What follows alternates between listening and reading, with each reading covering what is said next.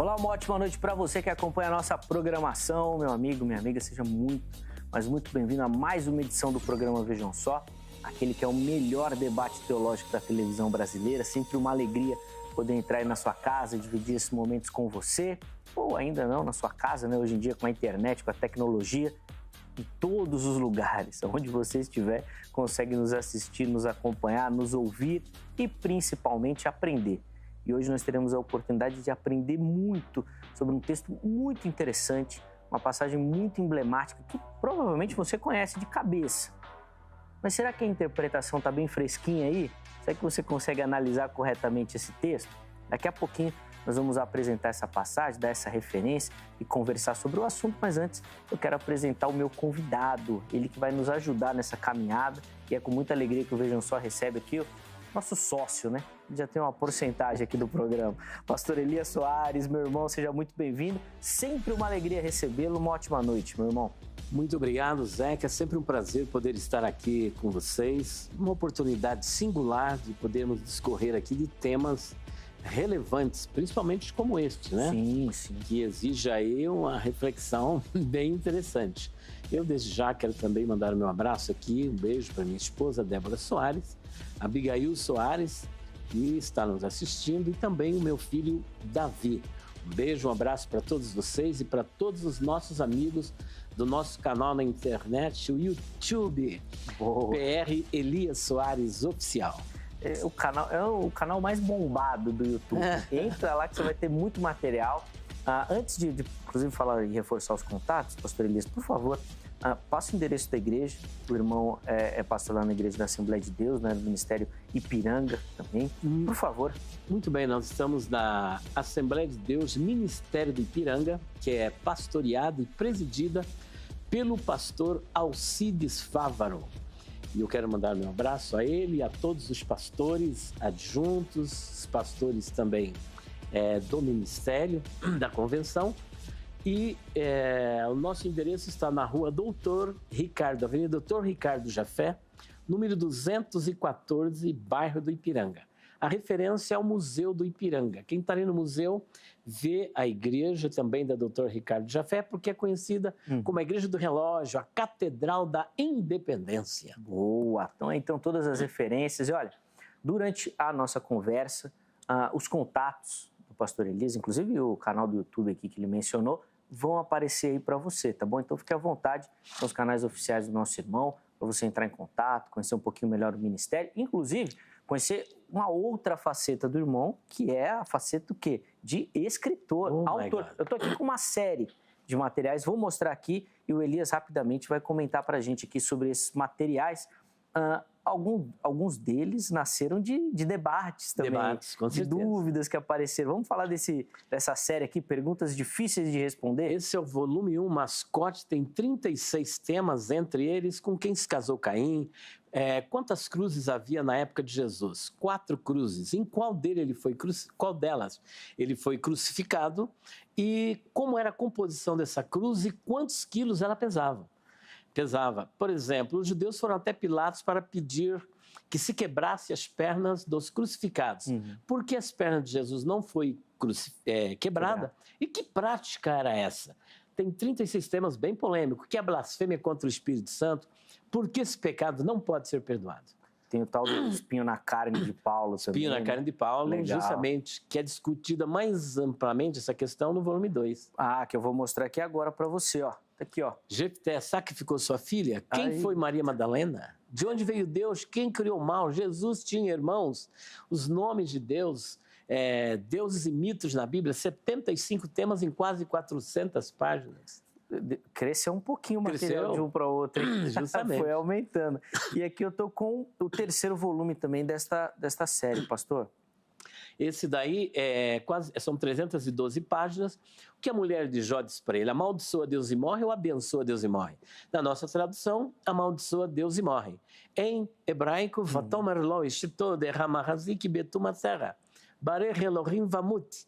Abençoa, louva, bendiga Deus e morre. Mas e aí, como é que fica essa questão? Quem são os filhos de Deus em Gênesis 6:2? O cristão tem que guardar o sábado? Tem 59 questões aqui.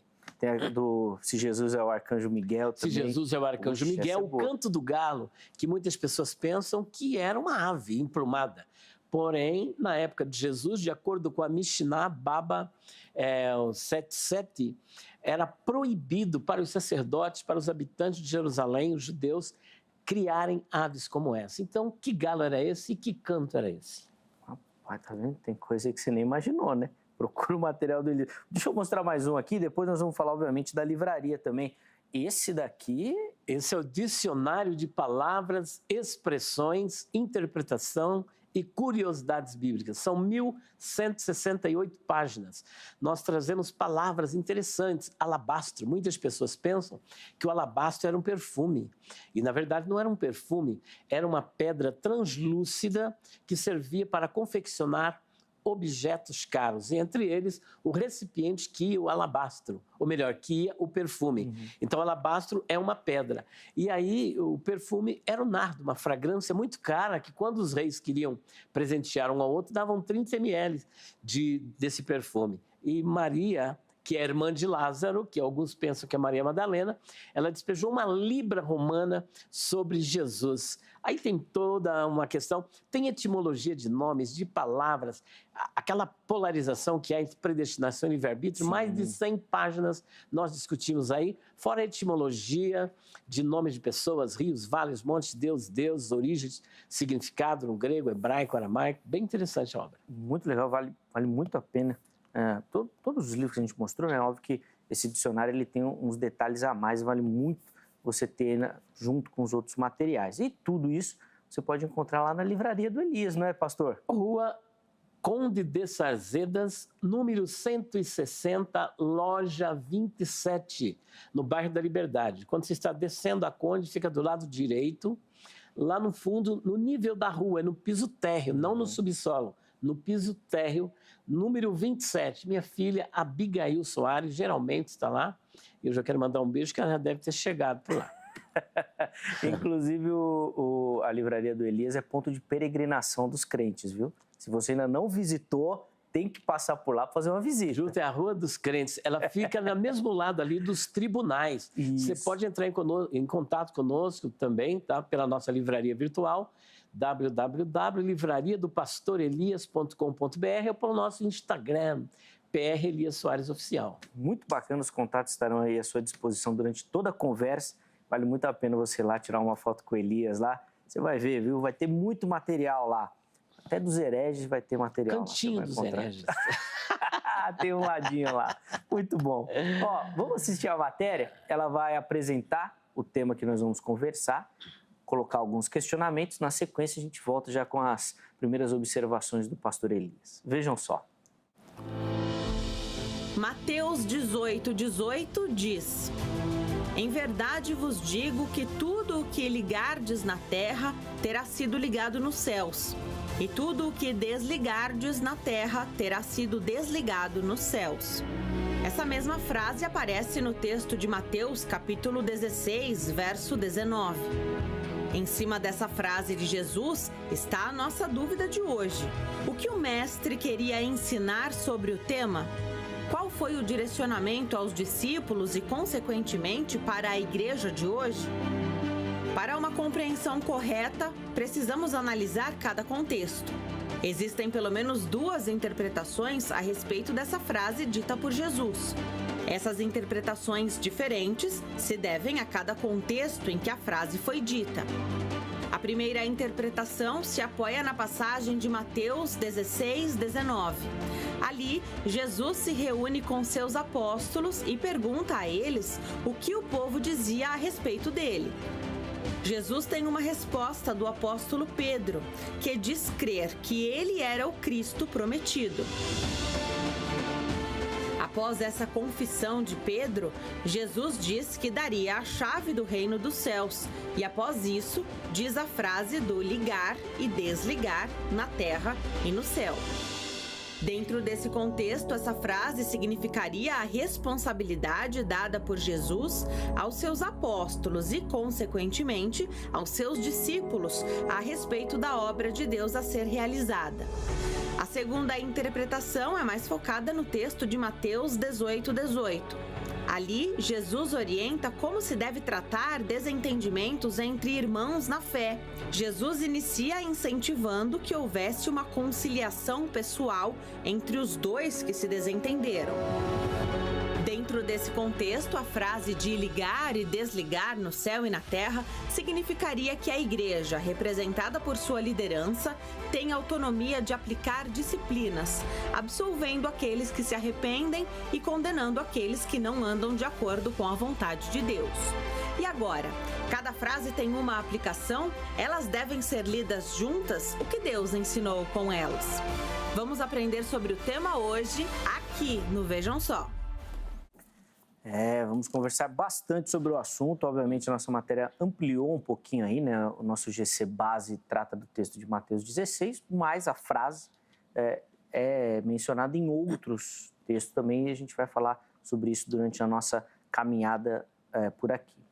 Antes da primeira resposta do pastor Elias, coloca aí na tela para mim, por favor, o endereço eletrônico da HIT, nosso site, onde você vai encontrar muitas informações, não só da emissora, mas da nossa programação também. www.hittv.com.br.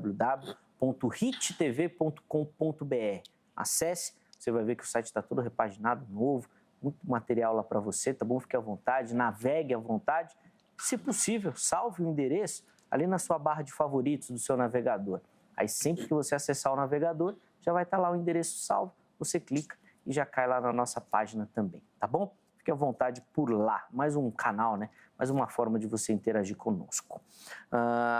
Pastor Elias, é padrão aqui no Vejam Só a gente começar com a pergunta tema do programa. Então, eu vou começar dessa forma, ainda que vou pedir que o irmão seja breve nessa primeira participação, mas apontando as linhas que o irmão pretende defender e conversar durante a nossa caminhada por aqui. O que Jesus quis dizer com esse ligar e desligar na terra e no céu? O que a gente precisa estar atento diante dessa fala do mestre?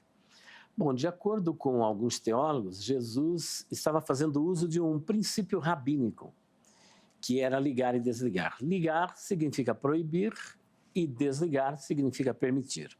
Inclusive, na época de Jesus, havia duas escolas, um pouco antes, duas escolas rabínicas, que é a escola do rabino Hillel e do rabino Shammai.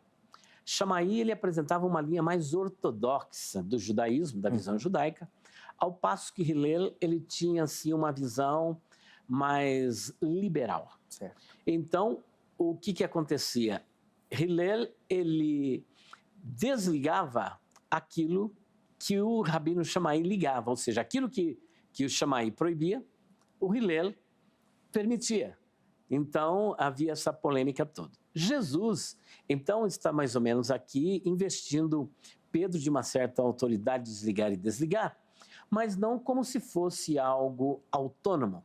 Até porque Pedro não é a pedra sobre a qual a igreja está firmada, porque a igreja está firmada sobre a rocha, que é o Senhor Jesus. E esse corpo, que é a igreja, ele tem um cabeça, e o cabeça é Jesus. Quando se desligar e desligar, isso não é uma atitude autocrata, mas é uma atitude com base na orientação do cabeça da igreja. Então, nós, como corpo de Cristo, somos conduzidos, ligados e direcionados pelo Espírito Santo que habita na igreja. Quando tomamos qualquer atitude, tomamos com base na orientação do Senhor, e para isso nós temos as Escrituras Sagradas, o livro de Deus que nos orienta. Então, as decisões que Pedro ou também os apóstolos tomavam eram com base na orientação das Escrituras. Portanto, ligar e desligar, como no caso do irmão, tirá-lo da comunhão ou retorná-lo à comunhão com base naquilo que está escrito. Inclusive, a gente vai falar na sequência desse outro texto também, que fala um pouco da disciplina, mas eu quero antes abrir a oportunidade para você que nos assiste participar, respondendo a nossa enquete. Como é que você faz isso? Entrando lá no nosso perfil do Instagram, @programa Vejam Só, e lá você vai encontrar não só as nossas enquetes, mas outras formas de participar aqui do programa, tá bom? Mandando sua pergunta, sugestão de tema, de convidados, além de você ter muitas informações aqui do que acontece no nosso dia a dia. Então, se você ainda não segue, vai lá, siga o nosso perfil, faça parte dessa comunidade também. A enquete disponível lá é a seguinte: Jesus ensinou que a igreja terá a chave do céu? Só entrará aquilo que é a mesma, né, a igreja ligar aqui na terra? Tem duas opções. Sim, Jesus ensinou isso, ou não, Jesus não ensinou isso. Na postagem seguinte você justifica o porquê da sua escolha, tá bom? Olha, Jesus ensinou por conta disso, disso, disso. Não, Jesus não ensinou por conta disso, disso e isso, tá bom? Fique à vontade lá e participe. Elias, o irmão até já citou aí uma referência ao texto que vem logo na sequência, ali no capítulo 18. O Evangelho de João também faz essa referência. A frase, o ensino, ele é o mesmo em todas essas citações ou existem pormenores em cada um dos textos?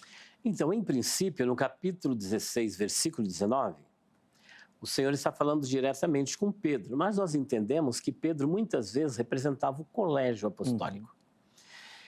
Como foi ele que deu a revelação? Ele, entre aspas, né? Porque o próprio Senhor Jesus disse: esta revelação não partiu de você, mas do meu Pai que está nos céus.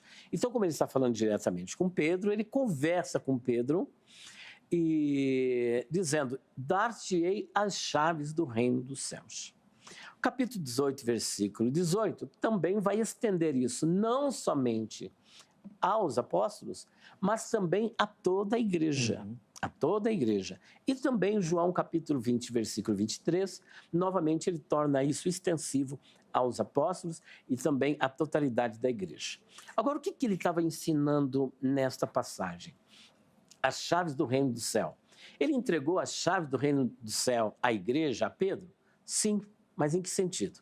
Entregou a Pedro, entregou a todos os apóstolos e também à igreja. Agora, vale salientarmos o que significa essa chave da igreja, chaves do reino do céu. É importante salientar que a Bíblia ela está cheia de metáforas. Jesus, por exemplo, ele é designado desde Isaías capítulo 28, versículo 14, em outras passagens paralelas do Novo Testamento, como sendo a pedra fundamental, a pedra angular, a pedra de esquina, a pedra que os edificadores rejeitaram, e pedra viva, né? Mas será que ele é uma pedra? Ao mesmo tempo, ele se diz: eu sou o pão da vida. E com base nisso, existe até uma crença de que no momento da hóstia, aquela hóstia se transforma, o pão se transforma no corpo de Cristo e o vinho se transforma no sangue, né? Já chegou até alguns padres dar testemunho de que derramava sangue ali na hora que estava comendo.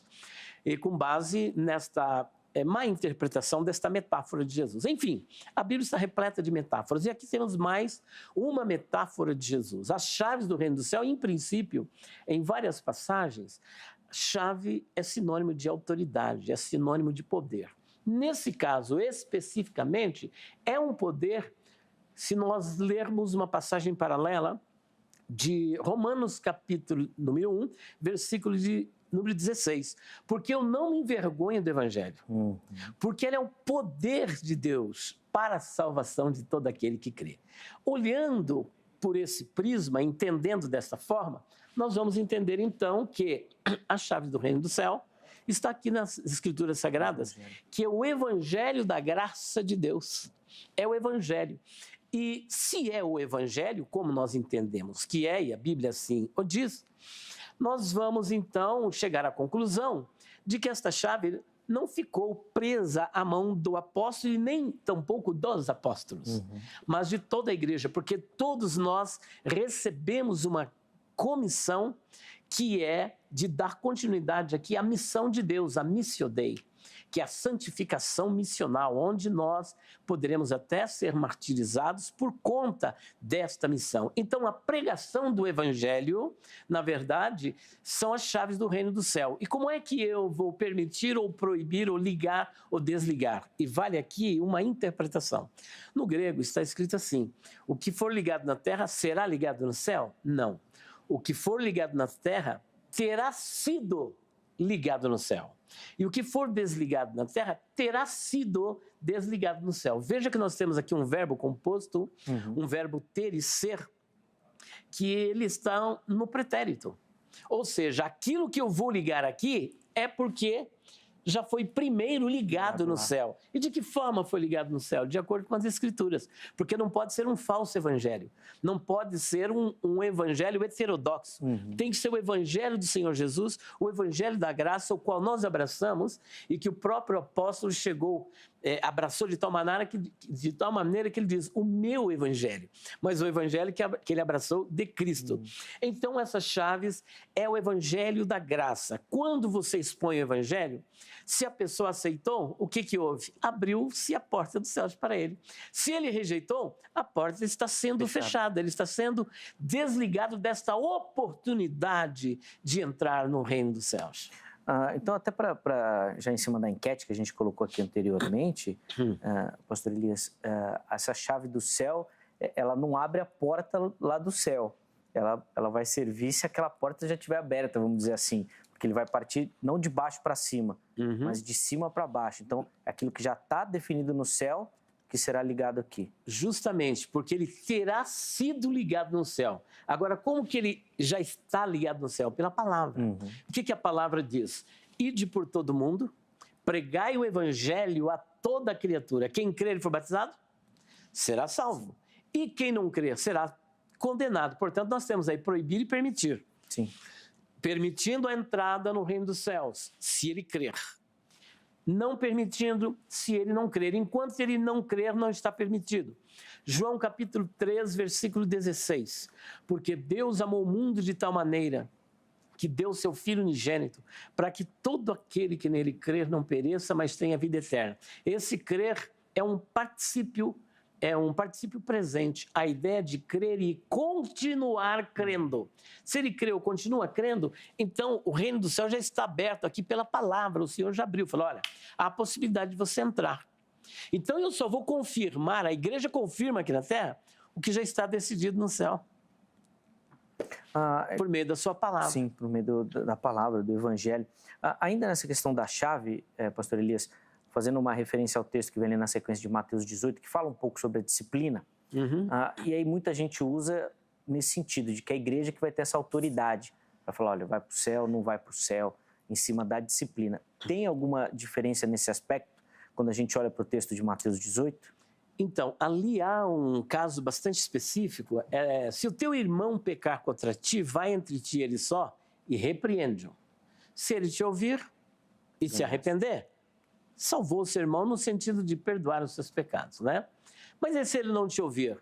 Leva ainda consigo 2 testemunhas. E se não vir as 2 testemunhas? Leva o conhecimento da igreja. Então não é do colégio apostólico, mas da igreja, que a igreja tem soberania como corpo de Cristo. O cabeça é Cristo e o corpo é a igreja.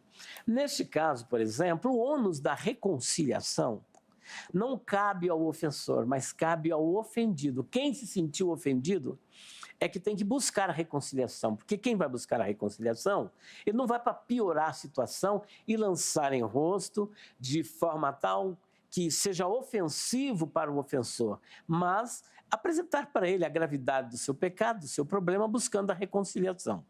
Neste caso, toda a igreja, com base na palavra, o que o Senhor disse muito antes disso, o Senhor Jesus? No capítulo 6, a partir do versículo 9 em diante, versículo 12, né, na oração do Pai Nosso, que nós devemos perdoar os nossos irmãos, assim como nós, pedindo perdão para Deus, perdoa as nossas faltas, assim como perdoamos os nossos ofensores. Porque se você não perdoar, você também não será perdoado. Então, nós temos essa incumbência. Então, quando eu ofereço perdão para o meu irmão, eu estou também oferecendo esse perdão com base naquilo que já está ligado nos céus. Porque já houve uma ordem do cabeça daquilo que eu devo fazer. E quando eu exerço isso, eu estou apenas em concordância com ele. Estou concordando com ele. Agora, com base nesses textos, existe digamos assim, uma distorção da igreja romana acerca deste assunto. E eu quero até fazer alusão, porque eu trago no meu dicionário de palavras, né? No nosso dicionário de palavras e expressões, essa questão. E aqui, por exemplo, o papado tem visto essa expressão de Jesus como sendo uma autoridade concedida por Deus aos papas para perdoarem pecados. ou excomungar aqueles que, segundo a leitura feita pela igreja, sejam merecedores da excomunhão. De acordo com o Código de Direito Canônico, o Papa possui poder ordinário para perdoar toda classe de pecados de pessoas em todo o mundo, em virtude do seu primado de jurisdição suprema, universal e imediata sobre a igreja inteira. Então perceba que ele, pelo Vaticano, está... Porque eles se veem como uma sequência dizendo que o papado, na verdade, é uma continuidade da autoridade conferida a Pedro como pedra fundamental. Chegam a dizer que Pedro é pedra fundamental, o segundo Papa foi Lino, e tem todos os papas que vêm nesta sequência. Então, de acordo com esse direito, ele é o representante de Deus, porque quando dizemos que ele é o sumo pontífice, que a igreja o apresenta, significa que ele é o fazedor de pontes, ou seja, ele é o intermediário entre Deus e os homens. Outra, vicarius Dei, que é uma expressão latina que significa o vigário de Deus ou substituto de Deus. Então, de acordo com o entendimento da Cúria Papal, as decisões tomadas pelo Papa aqui na Terra são confirmadas lá no céu. Olha só, eles estão trabalhando no sentido inverso. Nós apenas confirmamos ou concordamos, melhor assim, com aquilo que já foi decidido por Deus. Aqui é o contrário, ele é Deus na Terra, ou o Cristo aqui na Terra tomando decisões e o céu assinando lá em cima. Ele tomando a decisão embaixo, o que é totalmente contrário. Nós apenas concordamos aqui na Terra com o que já foi decidido no céu. E como é que nós sabemos o que foi decidido no céu? Pela palavra de Deus. Portanto, nós não concordamos com esta expressão, mas concordamos que um irmão, quando pecar contra você, não é se o irmão, por exemplo, praticou um ato criminoso, pô, meu irmão, vai em paz, você está perdoado. Quem pode perdoar pecado é Deus. O Senhor Jesus disse isso. E como Deus, ele também chegou a dizer, para que vocês saibam que o Filho do Homem tem na terra poder para perdoar pecados, eu te digo, os teus pecados estão perdoados. Mas quem pode perdoar a não ser Ele? Nós simplesmente deliberamos ou concordamos, porque o Senhor Jesus disse, olha, se ele pecar e você repreender e ele se arrepender, perdoa. Porque quando ele se arrepende, o primeiro lugar onde ele é perdoado é lá no céu, e ele é perdoado na hora. Aí nós concordamos aqui na terra. Vou abrir aqui um parênteses nesse texto, principalmente Mateus 18, depois a gente volta para essa questão da pedra, quero entender mais alguns detalhes. Mas no final ali, no capítulo 18, versículo 19, e aí entra um texto muito emblemático, diz o seguinte, ó, também digo que se 2 de vocês concordarem na terra, em qualquer assunto sobre o qual pedirem, isso será feito a vocês por meu Pai que está no céu. Pois onde se reunirem 2 ou 3 em meu nome, ali eu estou no meio deles. Esse texto está falando da disciplina ou está falando de outras questões, pastor Elias? Porque é um texto que é muito usado. Você vai na reunião de oração, todo mundo vai falar isso, né? Se tiverem 2 ou 3 reunidos e concordarem, Jesus estará ali no meio. Essa aplicação disso é direcionada à disciplina? Em princípio, diríamos que dentro do contexto está ligado à disciplina, né? Porque não podemos isolar o texto do contexto. Porque, vamos supor, o irmão ele cometeu um ato, né, que desonrou a igreja. Então, ele é excomungado no sentido de não a igreja ter autoridade de riscar o nome dele no livro da vida, que quem risca é o Senhor. Não é isso? A igreja simplesmente vai aplicar a disciplina, porque a disciplina ela é bíblica. O apóstolo Paulo teve um problema muito sério como esse na igreja de Corinto, 1 Coríntios 5:5, onde havia um irmão abençoado, um homem que pertence à igreja de Deus. Alguns querem mandar um camarada para o inferno, mas não é isso que a Bíblia diz ali, né? Sim. Esse camarada cometeu um ato incestuoso, porque ele estava tendo um relacionamento incestuoso com a mulher do seu pai, digamos aí uma concubina, mas seja como for, era a mulher do seu pai, né? E os irmãos parece que estavam sendo lenientes quanto a este pecado desse irmão e deixando a coisa rolar solta. Parece que caíram num certo relativismo moral, né? Aquilo que era errado passou a ser certo. Paulo, quando sabe disso, ele falou, olha, vocês, eu mesmo ausente, determino no meu espírito que esse camarada seja entregue a Satanás para a destruição do corpo, para que o espírito seja salvo no dia do Senhor. Então, existe toda uma questão hermenêutica, não vamos entrar aqui na parte predestinação e livre-arbítrio, que aí já muda o assunto. Mas fato é que o que Paulo estava dizendo é que era para aplicar a disciplina nesse camarada, porque a disciplina muitas vezes faz a pessoa repensar. Se a pessoa se arrependeu, Deus, eu creio, Deus perdoa na hora. Mas tem as consequências, e aquela pessoa, apesar de perdoada, ela pode, se não vigiar logo, em seguida já voltar à sua prática pecaminosa, como era muito comum no período da judicatura. Quando estava na bênção, quando estava na pior, todo mundo buscando a Deus. Entrava na bênção, esqueciam de Deus e voltavam para o pecado. Então é preciso uma reflexão para ela sentir o peso deste pecado.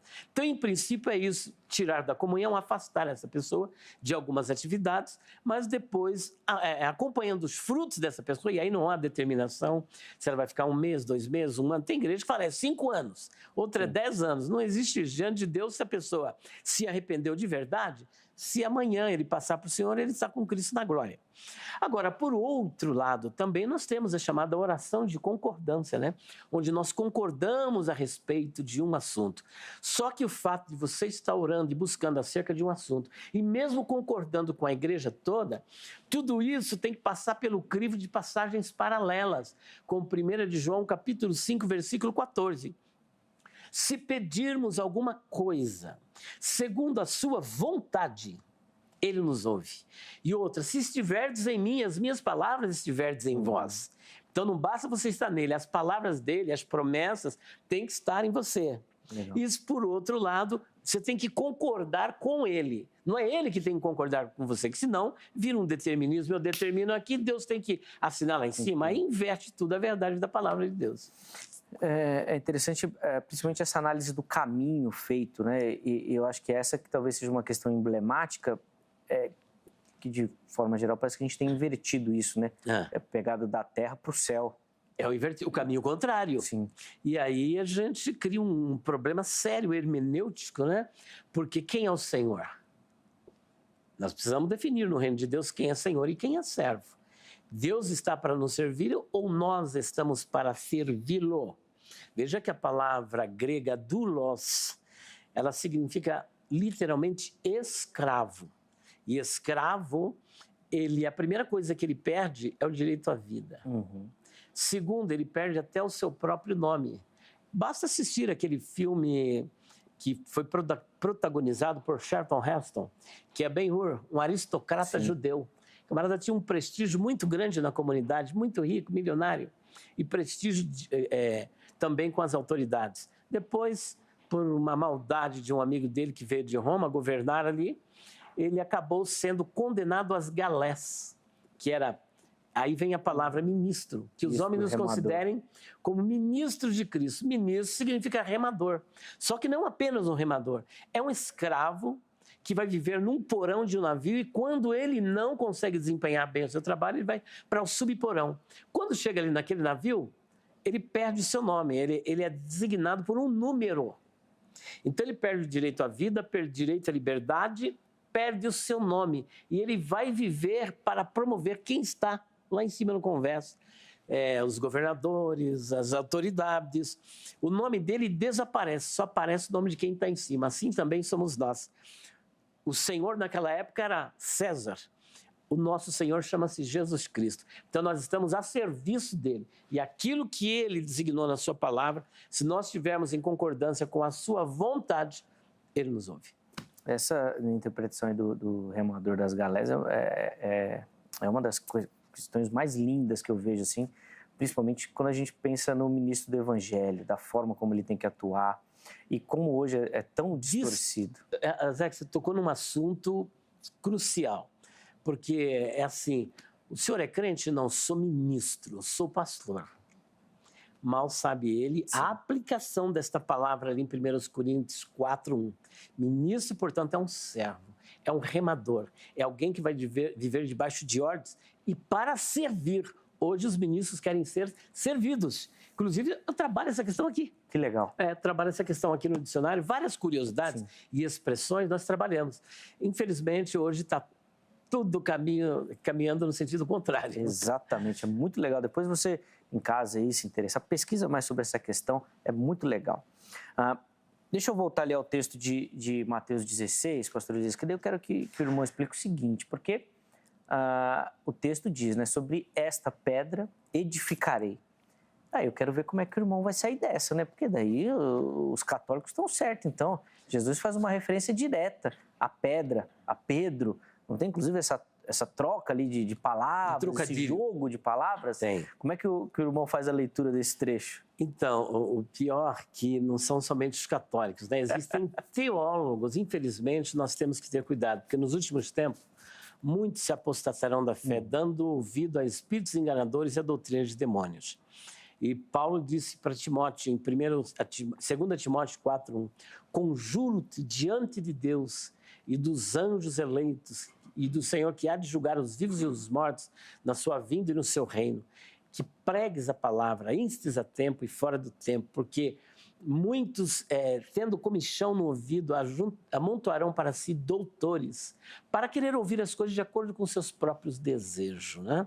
Então, hoje, nós estamos vivendo início de apostasia, né? Início de apostasia. Muitos, até defensores da fé, que eram antes denominados como apologistas da fé, infelizmente, eu não quero citar aqui tantos nomes, mas que naufragaram na fé, como já ocorreu na época do apóstolo Paulo, e que acabam caminhando nesta mesma direção. Então, no entendimento da cúria dos papas e também de alguns desses teólogos, Pedro é a pedra, porque o Senhor Jesus está ali na região de tetrarquia de Filipe, no extremo norte de Israel, paralelo com a Galileia, e ele faz uma pergunta para os discípulos: o que dizem os homens que eu sou? Uns dizem que tu és Elias. Elias é o grande profeta que, inclusive, teve o privilégio que nem Jesus teve, de não morrer. Foi assunto ao céu vivo, né? E outros dizem que tu és Jeremias, um grande profeta que faz parte dos profetas maiores, né? Inclusive nos profetas, ele já vem ali já vem como o primeiro, né? Um profeta maior, né? E aí falou: mas e vocês? Agora eu quero saber de vocês. Então Pedro, tomando a palavra, diz: tu és o Cristo, o Filho do Deus vivo. E o Senhor Jesus diz: olha, bem-aventurado és tu, Simão Barjonas, porque tu não revelaste a carne e o sangue, mas essa é uma revelação vinda direta do meu Pai que está nos céus. Portanto, eu te digo que tu és Pedro, e sobre esta pedra edificarei a minha igreja, e as portas do Hades não prevalecerão contra ela. Bom, quem é essa pedra? Existe pelo menos 3 pontos de vista para descrever quem é essa pedra. Nós temos agora mais uma metáfora aplicada por Jesus sobre essa pedra fundamental. Existe um grupo que diz o seguinte, que a pedra é a confissão de Pedro. E eu não vejo como errado, porque a confissão de Pedro qual é? Tu és o Cristo. E Cristo é a pedra. Se nós formos para Isaías capítulo 28, versículo 14, Mateus capítulo 21, versículo 42, o próprio apóstolo Paulo, aqui em 1 aos Coríntios, capítulo de número 3, vê? E o versículo de número 11, se não me engano. 1 aos Coríntios 3, versículo 11, está escrito assim, olha: porque ninguém pode pôr outro fundamento além do que já está posto, o qual é Jesus Cristo. Portanto, ele aqui é claro, óbvio e ululante ao descrever quem é essa pedra. O próprio apóstolo Pedro, quando ele vai falar com os irmãos acerca de quem é a pedra, olha o que ele diz no capítulo 2, versículo 4. E chegando-vos para ele entenda o Senhor Jesus Cristo, a pedra viva, reprovada na verdade pelos homens, mas para com Deus, eleita e preciosa. Portanto, o próprio apóstolo Pedro apresenta Cristo como sendo a pedra e não ele mesmo. Ele se coloca como as pedras vivas, que todos nós somos essas pedras que vivem. E o apóstolo Paulo, lá em Gálatas capítulo 2, a partir do versículo 9, se eu não me engano, ele diz que Pedro e também Tiago e os apóstolos são colunas. E uma coluna, ela sustenta a construção, mas ela também está sustentada pela rocha, hoje vigas, né? Mas rocha, pela base. Então, todos eles estão sustentados pela rocha, isso mostrando, portanto, que essa confissão também não é errado. Mas, por outro lado, existe a outra ala que diz que a pedra é o Senhor Jesus. Não a confissão, mas o próprio Senhor Jesus. Porque ele diz, sobre esta pedra. E aí nós vamos trabalhar a questão do trocadilho. Porque Pedro, ele recebeu, em princípio, um outro nome, né? Ou um sobrenome.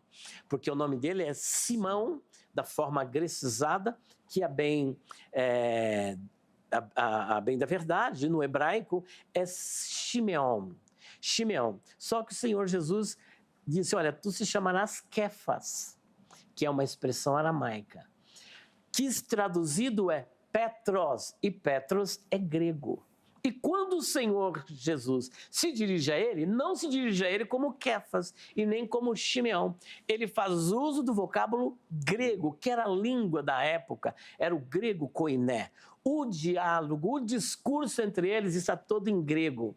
Os que querem dizer que Jesus falou em aramaico, precisa provar isso, porque não existe um só manuscrito dos mais de 5.800 manuscritos que digam que o evangelho do Senhor Jesus, segundo Mateus, foi escrito em hebraico ou aramaico. Ele foi escrito em grego. O discurso deles era em grego, era a língua do momento. Na sinagoga ou no templo, lia-se em hebraico, mas fora a língua era o grego. O Novo Testamento está em grego. E o diálogo também em grego. Não há como provar, porque você não tem um manuscrito apontando para o fato de que aquele discurso foi em aramaico. Portanto, Jesus falou em grego. Agora, o grego ele tem uma peculiaridade, que eles querem tirar essa força do argumento, apresentando que o discurso foi todo em aramaico, quando na verdade foi em grego.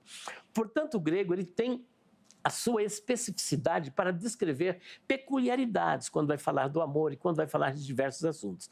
Portanto, Jesus diz, tu és Petros, e Petros, de acordo com os maiores lexicógrafos e dicionaristas, não é uma rocha, mas é um pedaço de rocha. Olha que legal. É um pedaço de pedra, é um cascalho. E ninguém faz uma construção sobre um cascalho. Faz sobre uma rocha, porque o Senhor Jesus disse que o homem sábio, ele constrói a sua casa sobre a rocha, mas o insensato sobre a areia. E Jesus jamais iria ser assunto ao céu e deixar a sua igreja edificada sobre cascalho, sobre areia. E o próprio Pedro, por Jesus, num determinado ponto, nessa mesma passagem de Mateus 16, se nós lermos um pouquinho mais à frente, olha o que ele diz. Olha, eu vou sofrer lá em Jerusalém, e vão me açoitar, e vão me martirizar.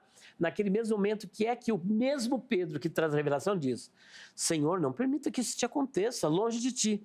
O que o Senhor Jesus disse para ele? Tu me serve como pedra de escândalo. Tu me serve, para trás de mim, Satanás, porque você me serve de escândalo, pedra de tropeço. Ora, ele não é a rocha sobre igual a qual a igreja está sendo firmada, mas é pedra de tropeço. Sim. Como é que Jesus... Agora, o momento antes diz que ele é a rocha e depois já chama ele de pedra de tropeço. Então, eu acho que é um anacronismo que não dá para nós conciliarmos e estabelecê-lo como sendo a rocha. Mas, infelizmente, a Igreja Católica Romana, bem como alguns teólogos, acabam colocando Pedro como sendo a pedra fundamental por causa desta expressão de Jesus. Mas ele mesmo diz que ele não é a pedra é Cristo. E o que a gente pode entender com essa questão da igreja das portas, né? Do inferno. Não poder vencer a igreja. Como é que a gente harmoniza isso aí? Já que o que a gente vê, pastor Elias, é que, na verdade, a igreja sofre demais com isso, né? É uma aplicação escatológica, futura. Como é que a gente faz a leitura disso? Então, seria interessante nós entendermos a questão sobre a palavra Hades. Hades, na verdade, ela é uma palavra que possui um campo semântico muito amplo. E a gente chama isso de uma polissemia, ou seja, uma palavra com mais de um significado, que vem de polis, vários, né? Significado, vários significados. Então, o que ocorre? No texto, seria a morte. Inferno ali, Hades, não é o inferno, o mundo dos mortos no sentido do escatológico, do Guiena, e nem tampouco para onde vão as almas dos ímpios, mas a própria sepultura. E por que ela não tem poder sobre nós? Porque também não teve poder sobre Jesus. Jesus é o nosso modelo. O próprio apóstolo Paulo, em Filipenses capítulo 3, versículo 20 e 21, ele diz, porque a nossa pátria está no céu, de onde aguardamos o Salvador, que é Cristo Senhor, o qual transformará o nosso corpo para ser conforme o corpo da sua glória. Em 1 Coríntios 15, versículos 35 em diante, ele começa a descrever todo o processo daquilo que ocorrerá conosco na eternidade não, no período da ressurreição, que por ocasião do retorno glorioso de Cristo, que é o arrebatamento, que nós falamos aqui em particular, que é secreto, né? Ele vem para arrebatar a sua igreja. E no arrebatamento, os mortos em Cristo, eles não serão retidos pela morte, porque eles hão de ressuscitar com corpos incorruptíveis, imortais e gloriosos. E é nesse ponto que as portas do inferno, a porta da morte, não têm poder sobre a igreja. E por extensão, diríamos que as forças do mal, elas não prevalecerão no sentido de não ter o domínio final, porque neste momento o mal está aqui no mundo vencendo muita gente. Sim. Mas só que tudo isso terá um fim em nome de Jesus. Pastor Elias, eu fiz essa pergunta pelo seguinte: se a gente pensar que a pedra é Pedro, nós vamos ter que pensar que ele que vai dar força para vencer a morte. Como é que vai harmonizar essa questão para justificar isso? Afinal de contas, a sentença ela continua ali, a frase, né? Continua. É pedra, tá bom, tá falando de Pedro. Mas na sequência fala que vai vencer a morte. Como é que Pedro vai dar essa força? Como é que eles justificam isso? Não tem como, eles não têm como, né? Colocarmos Pedro como sendo a pedra e a sustentação da igreja e tomando as decisões. É claro que eles vão fazer uso de vários textos bíblicos. Pedro figura como o primeiro dos apóstolos, foi o primeiro a ser chamado, é discutível, tem André, tem tudo mais. Pedro, no dia de Pentecostes, Pedro foi o primeiro que tomou uma decisão para falar com as autoridades. Mas se nós analisarmos, Pedro não foi o líder da igreja. Quem foi o líder foi Tiago.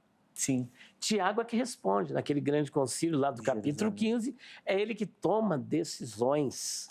É ele que toma decisões. Então, como nós já dissemos, o próprio Pedro não se intitulava pedra, muito pelo contrário, se colocava como servo, como cooperador, como presbítero, e dando toda a primazia para o Senhor Jesus Cristo. As atividades que Pedro teve, em princípio, foi de uma igreja incipiente, mas a gente vê que a continuidade, quem realmente deslanchou a igreja, é o apóstolo Paulo. A figura dele foi, assim, preponderante no texto do Novo Testamento, em abertura das igrejas para as outras culturas. Primeira igreja foi aberta na Europa, na casa de Lídia, e por aí, por exemplo, nós não temos nem, por exemplo, do ponto de vista histórico, uma prova de que Pedro esteve em Roma. Não há como provar que ele esteve em Roma, biblicamente falando e historicamente falando, não dá para colocar Pedro em Roma. Outra coisa que deixa ele totalmente fora desse páreo como sendo o Papa da Igreja. Por exemplo, existem 3 votos para que a pessoa seja sacerdote, padre. O voto de castidade, o voto de celibato, o voto de pobreza e o voto de obediência incondicional à igreja. Que quando a pessoa se rebela contra a igreja é um pecado. Sim. Que o Papa, só o Papa, existem 6 pecados que só o Papa pode perdoar, e está aí um deles. Então, Pedro era casado. Então, se ele é o Papa que Cristo estabeleceu para ser a pedra, o fundamento da igreja, então tudo que eles estão fazendo agora é errado, porque não temos uma orientação dizendo que um Papa deve ser solteiro e aderir ao voto de celibato, porque Pedro era casado. Aí o pessoal diz, mostre um texto onde o nome dessa mulher. A ausência de evidência não é evidência de ausência. Olha só, lá em 1 Coríntios, capítulo 9, versículo 4, Paulo diz, será que nós não temos direito a levar uma mulher irmã como Cefas, como Tiago e tantos outros? Mas como se esse texto não bastasse, quando vamos para Mateus capítulo 8, se não me engano, versículo 14, Jesus cura a sogra de Pedro. Opa, mas peraí um pouquinho. Ele tinha uma sogra? Se ele tinha uma sogra, como é que um solteiro tem uma sogra? Então ele era casado. Então tudo que está acontecendo aí na igreja está errado. Teria que seguir esse mesmo padrão. Então, por essa causa, muitos na igreja hoje estão se casando, como é o caso, por exemplo, do Frei Leonardo Boff, que é defensor da teologia da libertação, né? Tem aí um braço, né? Digamos, deixa para lá os movimentos, mas ele, por exemplo, se casou, e tem muitos outros que estão se casando. Sem dúvida. São questões que às vezes fica difícil de sustentar. Mas eu queria reforçar, pastor Elias, essa questão que o irmão retomou aí, principalmente do avanço da igreja, com aquilo que a gente falou da chave anteriormente. Porque o Novo Testamento vai falar muito desse avanço. O irmão citou o apóstolo Paulo, que, inclusive, se a gente for analisar o texto, talvez fosse o grande nome, né, a ser pensado, porque ele, com essa chave, abriu os caminhos. Como é que a igreja hoje tem trabalhado com essa chave da pregação das boas novas? Como é que a igreja hoje tem tratado essa questão do evangelho, de ser a detentora desse evangelho? Como é que o irmão tem observado isso? Então, veja bem, nós temos aí, olha, 4 tipos de santificação, né? A santificação posicional, que é a posição do crente diante de Deus, né? Como pertencente ao corpo místico de Cristo, que é a igreja. A santificação experimental, que é o nosso processo do dia a dia de santificação. A santificação missional, que é justamente essa responsabilidade e essa comissão que recebemos do Senhor Jesus para sermos o porta-voz do Evangelho. O apóstolo Paulo, em 1 Coríntios, capítulo 9, versículos 16 e 17, ele chega a dizer o seguinte: porque se eu prego o Evangelho, eu não tenho de que me gloriar, porque me foi imposta esta obrigação, e ai de mim se eu não pregar o Evangelho. Portanto, a igreja tem uma incumbência de dar sequência a esse trabalho, de continuar com esta chave na mão, que é a palavra de Deus, que é a pregação do Evangelho, para que outras pessoas que ainda não fazem parte da igreja possam fazer parte dessa igreja.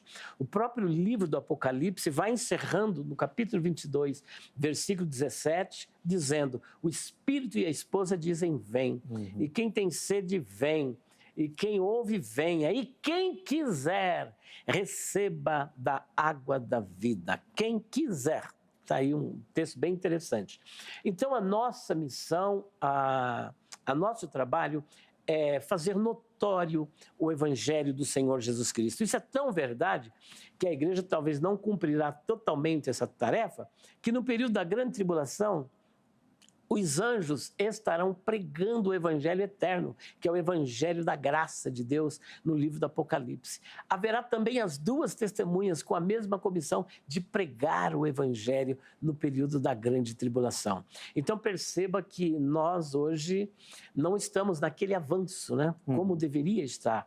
Mas eu não posso dizer também que a igreja está parada. Ela está através das mídias, através do rádio, da televisão, uns de boa mente, outros não, mas Paulo diz o seguinte: o importante é que Cristo seja pregado. Um outro detalhe que é interessante quando a gente pensa nessa questão da chave, inclusive tem muito a ver com a enquete que a gente colocou, se a igreja tem essa chave, e o irmão até citou, né, que quem detém o livro não é a igreja, é Deus que vai colocar o nome ou tirar. Mas eu fico com a impressão que a igreja utiliza um pouco nesse sentido, inclusive nesse aspecto que o irmão citou do procedimento da igreja católica, da excomunhão, de se não faz parte mais da igreja, não vai fazer parte do céu. E eu queria que o irmão comentasse um pouquinho nesse sentido, inclusive com relação à disciplina que o texto de Mateus 18 fala. É possível a gente fazer essa analogia, pastor Elias, de que se a igreja disciplinar, se a pessoa se manter dura nessa questão e acabar sendo ali excomungada da igreja por algum motivo, teria esse poder de desligar do céu? Olha, há muito tempo atrás, a revista Graça, como é que eu esqueço o nome da editora? Acho que é a editora Graça, né? Há muitos anos atrás, ela publicou uma revista muito interessante. Isso foi na década de 90, se não me engano, década de 90. Onde a Igreja Católica entrou em acordo com a Igreja Luterana. E qual foi o acordo? A Igreja Luterana deve reconhecer que a salvação não é somente pela fé, mas também pelas obras. E isso ela fez. Isso naquele Concílio Mundial de Igrejas, porque existem algumas igrejas, né, que fazem parte desse Concílio Mundial da Igreja, que é um braço da Igreja Católica. Sim. Em contrapartida, o que a Igreja Católica fez? Retirou a excomunhão de Lutero. Caramba, eu não sabia dessa. Retirou a excomunhão de Lutero. Isso foi nessa revista, publicada pela editora Graça, né, na década de 90. E eu falei, meu Deus do céu, que curioso. Eu não lembro o nome da revista, né, mas eu tinha essa revista até há muito tempo. Então, a Igreja Católica retira a excomunhão, porque ele foi excomungado como herege, porque ele teve a oportunidade pela Igreja de se retratar, e de acordo com o biógrafo dele, ele diz, olha, eu me retrato, desde que vocês me convençam biblicamente que eu estou errado. Tentaram persuadi-lo para ele não ir, ele falou, ainda que os demônios sejam tantos quanto as telhas dos telhados que existem lá naquela cidade, eu não me retratarei, desde que seja biblicamente. Por esta razão, tentaram até matá-lo, mas não conseguiram, mas o excomungaram. Então, essa excomunhão, veja, há quase 500, na época, quase 500 anos, naquela época, foi retirada pelo fato da Igreja Luterana reconhecer que a salvação não é somente pela fé, mas é também pelas obras. Então, perceba, aqui uma heresia trocada pela outra. Não há como, a Igreja não tem essa autoridade, não tem esse poder. Já pensou se, de repente, um pastor aí se invoca com membro? Porque o fato dele ser pastor não significa que ele está isento de erros. Ele é um ser humano, ele é passível de erros. E o temperamento dele, o sentimento dele é colocado em ação por alguma motivação externa, ele pode tomar uma decisão errada. Davi não tomou uma decisão ultra errada em relação a Mefibosete, sendo seduzido por Ziba, que foi lá contar uma mentira contra Mefibosete. Mefibosete perdeu tudo. Eu acho lindo, né, essa posição de Mefibosete, só abrindo parênteses, que quando o rei não podia mais mudar aquilo que ele havia determinado, ele disse, olha, eu posso fazer uma coisa, eu vou dividir, vou tomar metade dos bens e entregar para você, a metade vai ficar com o Ziba. Ele falou, não, rei, o senhor votou em paz para a guerra? Traduzindo, a tua presença me basta, deixa tudo com ele. Olha que tremendo. Então, um pastor está sujeito a cometer esses mesmos erros. Só que depois ele vai reconhecer, de repente, o camarada levou um baque tão grande, teve um ataque cardíaco, morreu na hora. Como é que vai fazer agora? E por causa dessa decisão errada, então ele vai para o inferno? Está excomungado? Deus é justo, a decisão começa com o Senhor, ele examina os corações. Um papa não tem condições de enxergar o coração da pessoa, se está arrependido ou não. O concerto que ele fez com Deus, o camarada pecou aqui, você viu, mas daqui meia hora você não sabe o que aconteceu com ele, porque a misericórdia de Deus é muito grande. Aqui vou deixar os calvinistas bem alegres, que vou citar um calvinista aqui chamado Warren Wiersbe. Acho linda essa frase dele, que ele diz o seguinte, Deus na sua graça dá tudo que nós não merecemos e na sua misericórdia não dá aquilo que merecemos. Sim. Não é verdade? Então, o arrependimento, a contrição pode levar a pessoa a ser reabilitada por Deus. Muito bom, sem dúvida nenhuma. Principalmente esse exercício aí da misericórdia dentro da igreja também é fundamental. Aqui no Vejam Só a gente já falou algumas vezes sobre o assunto, né, disciplina e tudo mais. Você procura lá no nosso canal do YouTube que você vai encontrar muito material sobre o tema também, tá bom? Pastor Elias, a gente vai caminhando para o final, para o encerramento desse primeiro bloco. Mas antes, eu quero colocar alguns comentários que nós pegamos lá do nosso Instagram, e aí o irmão vai ter a oportunidade também de, em cima das opiniões dos nossos internautas, fazer algumas observações, tá bom?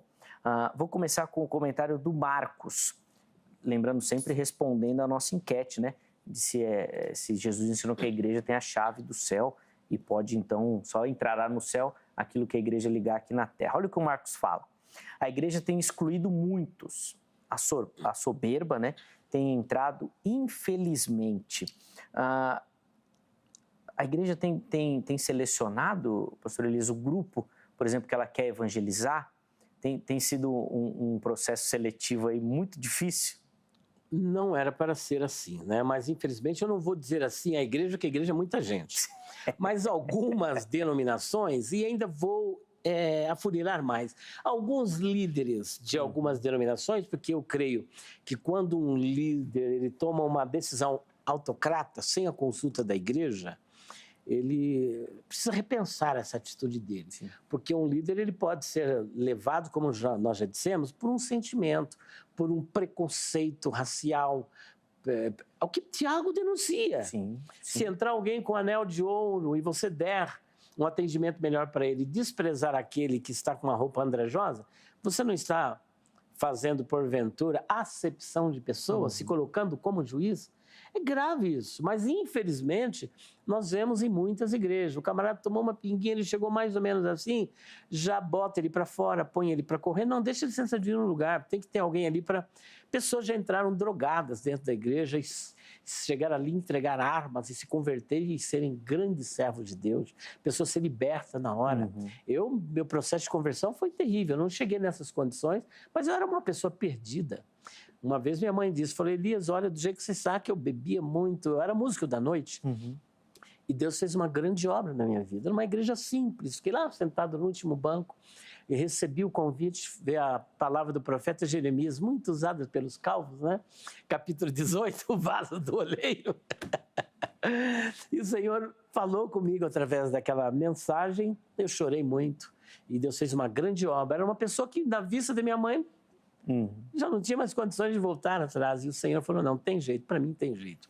Então a igreja não pode ter essa atitude de discriminação, de acepção de pessoas. Se isso está acontecendo, ela está fora da palavra de Deus. Só uma provocação, Elias. Bora lá. Foi a graça irresistível que te alcançou.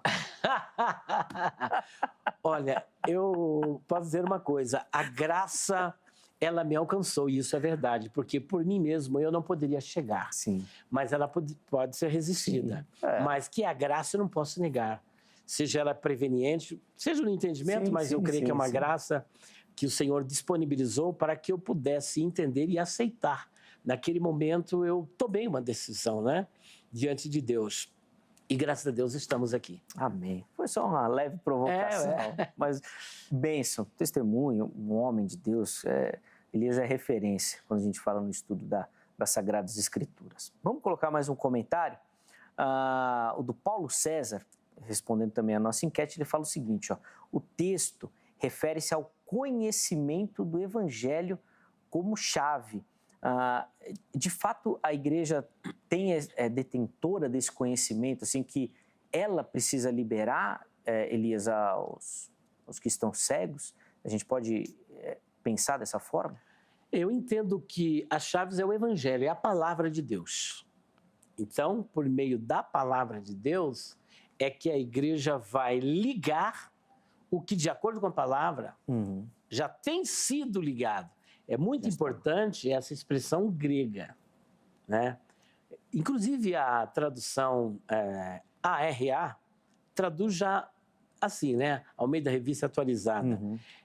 O que ligardes na terra terá sido ligado no céu. Ou seja, você está simplesmente confirmando uma decisão anterior que partiu de Deus. Então, está nas mãos da igreja.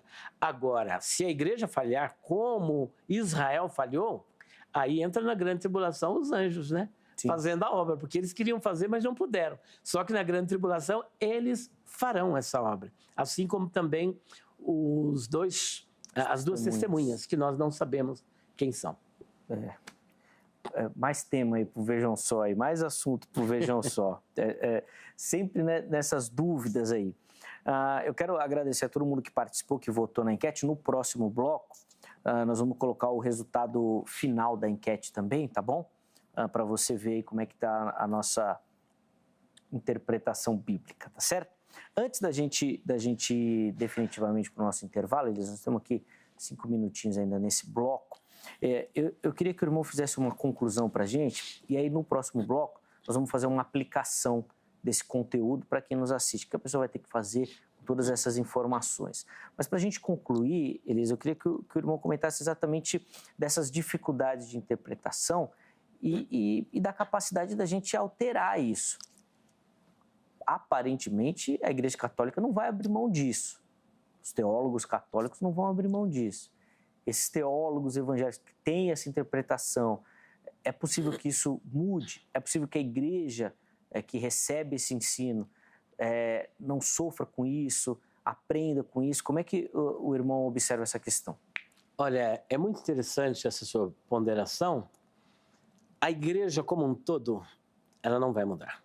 A igreja como um todo, digo, a Igreja Católica Apostólica Romana, que nós também somos católicos, né? mas apostólico cristão. Só para dar uma pincelada, inclusive tem alguns autores, Elias, o irmão deve conhecer também, que trabalham inclusive com algumas ideias dessa a próxima cristandade, né?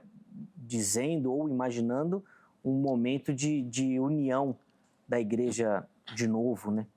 Isso vai ocorrer no período da grande tribulação, chamado ecumenismo, ainda que a igreja já estará no céu pelo arrebatamento, mas haverá ainda os rabiscos aqui na grande tribulação, inclusive o remanescente judeu, sim, que será salvo na grande tribulação. Para os pós-tribulacionistas, a igreja estará aqui preservada nesse período, né? Então, o que ocorre? A igreja apostólica, a igreja católica apostólica romana, ela não vai mudar na sua decisão como um todo. Mas a gente vê que muitos teólogos católicos já têm mudado de ideia. Por exemplo, esse próprio Frei, quando ele toma essa decisão, ele tem uma ruptura com a igreja. Mas podemos citar alguns outros antigos. O Berto Roden, por exemplo, ele abre mão da própria igreja. Claro que depois ele acabou caminhando por uns princípios heréticos, né? De algumas outras práticas. Mas nós temos, por exemplo, aquele Aníbal Pereira dos Reis. Tá. A quantidade de livro que ele escreve. Ele é teólogo, ele era membro da Academia Evangélica de Letras. E ele rompe com a igreja e muitos outros padres, porque eles têm que estudar muito, né, para poder ser padre, e outros teólogos de renome que saíram da igreja católica, né? Então eles acabaram tendo a ruptura. Mas, em princípio, a primeira pergunta que você fez era exatamente da forma como a gente pode transmitir esse conhecimento para a igreja. Assim, a igreja católica não vai mudar na essência, mas o ensino... tá, a interpretação. Isso. Então, é importante, por exemplo, quando encontrarmos um texto como esse, que apresenta uma certa dificuldade, existem regras hermenêuticas. Tem um livrinho que eu sempre recomendo, é do Lund, é Hermenêutica, de Lund. E o outro até do Berkoff, muito bom. Sim, né? O Berkoff, ele é o princípio de interpretação bíblica, que ele apresenta sobre 3 perspectivas. A interpretação histórica, interpretação teológica e interpretação gramatical. Agora, esse do Lund, eu acho interessante, porque são regrinhas bem simples. Ele apresenta 5 regras de interpretação, fora os outros trabalhos que ele apresenta no livro, mostrando que quando você encontrar uma passagem difícil, examinai-a a partir dos textos paralelos, dos ensinos gerais, o que a Bíblia, como um todo, fala sobre aquilo. Por exemplo, se pega um texto desse de Mateus 16, 18, dando o entendimento de que Pedro é a pedra, mas espere um pouquinho, o que Paulo disse acerca disso? Paulo entendia que Pedro era a pedra ou que Cristo era a pedra? O que o próprio Pedro, ninguém melhor do que ele para dizer quem é a pedra? Ele diz que ele não é a pedra é Cristo. O que as Escrituras como um todo disse? Então nunca fique preso, ingesse o texto. Texto sem contexto gera pretexto e pretexto gera cabresto para as pessoas manipularem. Então, examine outras passagens paralelas, o ensino geral das Escrituras, o que a Bíblia como um todo diz a respeito desse conceito, o que é essa chave do reino dos céus, será que existe uma chave? Aí você tem que... o Lund diz o seguinte, devemos interpretar as palavras no seu sentido usual e comum, ou seja, aquilo que é literal, interprete-se literalmente, e aquilo que é figurado, interprete do ponto de vista figurado, porque muitas vezes aquilo que é figurado e você tenta interpretar literal, vai criar o que a gente chama de absurdos na Bíblia e até aparentes contradições, porque a Bíblia não está em contradição. Então é muito importante atentar. Livrinhos simples como esse já vai te dar uma luz do conhecimento para você apresentar o Evangelho como ele realmente é. Muito bacana, nós vamos sair para o nosso intervalo. Ainda tem mais um pedacinho no próximo bloco, tá bom? Por isso fica ligadinho, ainda não acabou. O pastor Elias ainda vai oferecer uma aplicação para você de tudo isso que a gente conversou, o que você tem que fazer com todo esse conhecimento, tá bom? Na sequência. Antes do intervalo, tome nota do telefone da Agrade, da Academia Teológica da Graça de Deus. Olha, você que se interessou, por exemplo, por essa conversa que nós tivemos aqui, quer aprofundar o seu conhecimento nas Sagradas Escrituras, quer aprender mais, quer lapidar esse dom que Deus já deu, conhecer das visões teológicas, dos ensinos, bom, tudo. Procura pela Agrade, código 11 3115-0819. É o telefone da Secretaria-Geral que fica aqui em São Paulo, mas a Agrade, além de unidades espalhadas pelo Brasil, tem também aquela modalidade online, né, EAD, que você pode utilizar também. Bom, liga lá, pega as informações para quem sabe você se tornar o próximo aluno da Agrade, tá certo? Vai aparecer o nosso QR Code aqui, ó, que ele é o passaporte que vai te levar lá para o nosso canal oficial do YouTube. É o canal oficial da HIT no YouTube. Então, além do Vejam Só, lá você vai encontrar os outros programas aqui da emissora também. Mas todo o nosso material do Vejam Só disponível lá para você. Perdeu alguma conversa, você assiste, quer rever algum bate-papo, tem lá também, quer compartilhar esse conteúdo, fique à vontade. Se você não é inscrito, se inscreva no canal, faça parte desta comunidade também, tá bom? As demais redes sociais da HIT vão aparecer aí para você, você que gosta, Facebook, Instagram, tudo à sua disposição, tá bom? Para você nos localizar e navegar por lá também. Intervalo rápido, o Vejam Só vai, mas daqui a pouquinho nós já estaremos de volta.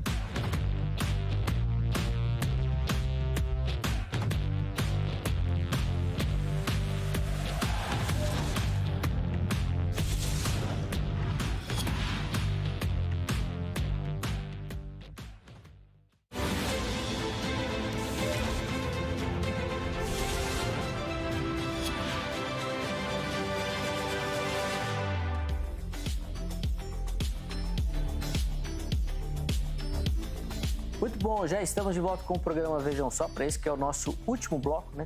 Nosso encerramento, hoje falando sobre o texto, na verdade não só sobre o texto de Mateus 16, né? 18, João também apareceu, outros textos paralelos, né? Quando Jesus fala do ligar e desligar na terra e no céu. O que isso significa? Quem tem nos ajudado nessa caminhada é o pastor Elias Soares, ele que é da Igreja Assembleia de Deus do Ministério Ipiranga.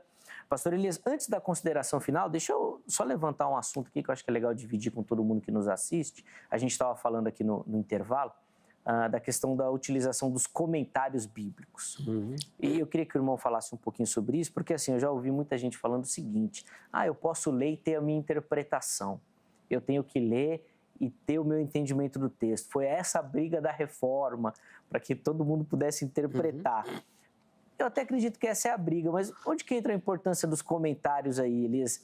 Era comum eu ter uma visão de um texto que ninguém teve na história da igreja? Pois é, essa questão de comentários, é claro que são importantes, mas não podemos perder de vista que o comentarista ele tem uma cosmovisão. Uhum. E geralmente um comentário ele vai apontar nessa direção. Então vai depender muito da estrutura de conhecimento teológico, a formação desse teólogo, desse comentarista, ele vai ter que ficar afinado com aquilo que ele acredita. Ou, às vezes, ele nem entra muito no mérito da questão, ele tem uma crença diferente, mas ele está numa denominação, numa escola, sim, que tem uma ortodoxia, uma confissão de fé, que boa parte das escolas são confessionais. Algumas são interconfessionais, porém, num ponto ou outro, ele vai se inclinar para um tipo de interpretação. Os comentários são bem-vindos, mas eles são passíveis de erros. Sim. Os pais da igreja, com todo respeito, deixaram um legado muito grande, mas não significa que todos eles estavam extremamente certos na sua linha de interpretação. Hoje nós vemos que muitas crenças de Lutero, de Calvino, de Agostinho, né, de Pelágio, principalmente, que é tão combatido, essas posições estavam erradas, né? Então os comentaristas também cometem erros. Eu penso que você até pode, mas determinadas coisas você não deve. Agora, se você obedecer às regras hermenêuticas, né, os princípios da sola escritura, que a Bíblia é a sua própria intérprete, sim, e essa foi uma das premissas da reforma protestante, né, sola escritura e a Bíblia sendo a sua própria intérprete, eu penso que a gente pode conversar nisso, porque pode haver algo que você viu e que alguém não viu. Não é que não viu porque não tinha capacidade de ver, porque não deu importância àquilo. Sim. Não deu importância. De repente, falou, olha aqui, existe uma linha. Por exemplo, existem determinadas questões que existem 10, 15 posições. Sim, como havia no judaísmo, né? Diz que onde há 2 judeus, tem sempre 3 interpretações diferentes. E tanta verdade que nós temos aí uma gama de denominações, de interpretações, de livros, de comentários e até de bíblias de estudo e traduções bíblicas divergentes, né? A polarização que há entre, por exemplo, a Sociedade Bíblica Trinitariana com a Sociedade Bíblica do Brasil por conta do texto. Agora já temos até a NAA, Nova Almeida Atualizada. Meu amigo, tá aí. Tudo aí à sua disposição. Agora vamos ver como é que você vai trabalhar esse material. Pastor Elias, 2 minutinhos por irmão. Opa! Fazer então uma aplicação para quem nos acompanha, nos assistiu, de tudo isso que a gente pôde conversar nesta oportunidade. Por favor. Olha, essa informação serve para você ficar em estado de alerta. Não ir comendo pela mão dos outros e nem tampouco acreditar naquilo que você ouve. Mas não acreditar naquilo que você ouve de primeira mão. Examine, pesquise. Os judeus examinavam as Escrituras, como Jesus diz, examinais as Escrituras, porque cuidais ter nela a vida eterna. E vocês não sabem que ela de mim testificam. Eles examinavam, até sabia que Cristo era o Mashiach, mas é aquilo que nós apresentamos, por uma cosmovisão, por uma leitura pessoal e um interesse pessoal, eles preferiam negar a divindade de Jesus e a messianidade de Jesus do que ceder, do que ceder essa verdade. Da mesma sorte, deixe que a Bíblia seja a sua própria intérprete. Quando você se deparar com um texto isolado, que é muito comum das seitas, pegar um texto isolado, engessar, visto que aquele texto tem uma certa dificuldade, ele acaba entregando para que você fique aí sem uma saída. Então procure examinar os textos paralelos, estude a palavra de Deus, permaneça na fé, que vai ser uma bênção, com certeza. Muito bacana, muito obrigado, pastor Elias Soares, pelo carinho, pela atenção com o Vejam Só. Só reforçando para você, todos os contatos do pastor Elias à sua disposição, tá bom? Para você localizar lá no canal do YouTube dele, tem muito material. Você que curtiu, você vai encontrar lá outros textos bíblicos explicados para você.